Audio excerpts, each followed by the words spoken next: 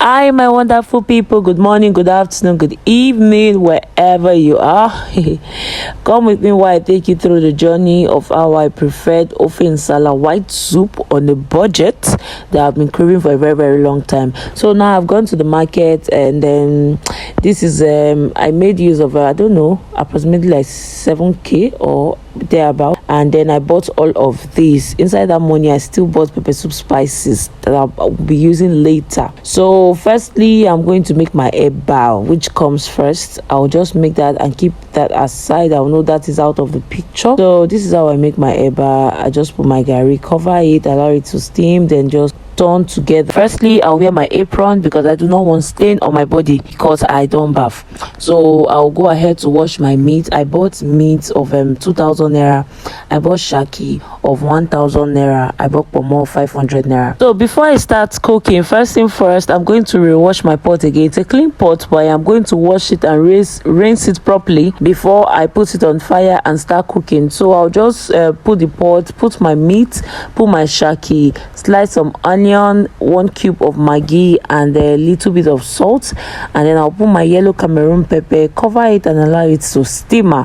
While that is on the fire, I would bring out my yam and then cut the portion that I will be using for this soup, then chop into smaller pieces. Then I'll add a little bit of water into the pot where the meat is. After the meat must have steamed a bit, I'll add my water, then add the yam so that the meat and the yam will cook together.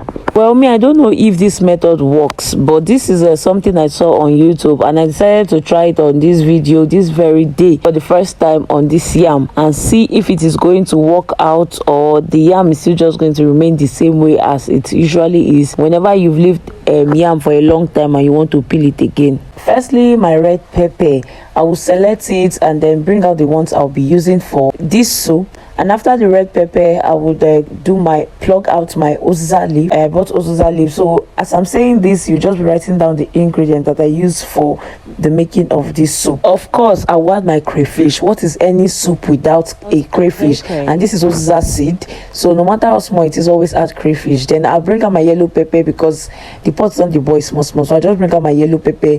I will grind the red pepper, the yellow pepper, and then the Oziza seed, just a little of it together.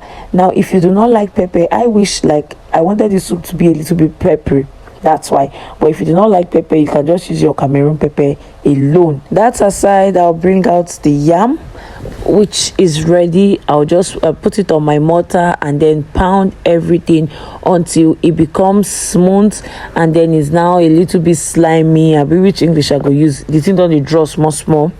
So that's when I'll know that okay, the yam I don't pound and reach. So I will just bring and come aside, then put it in my pot. This is my Nsala spice. Do not forget to add that, but if you cannot get it, you can also do without it. Add the Nsala spice, cover it, allow it to boil a bit, adding the yam paste. You can go ahead to add your pepper, your seasoning cube, your periwinkle, your Oziza leaf, and then every other thing that you have, your crayfish, and then you can cover, allow it to steam for a while, then you bring it out, and then your soup ready to be served. Now you can eat this preferably with fufu, Pomo, pounded yam, lastly eba, or any other thing you feel like you can eat it with.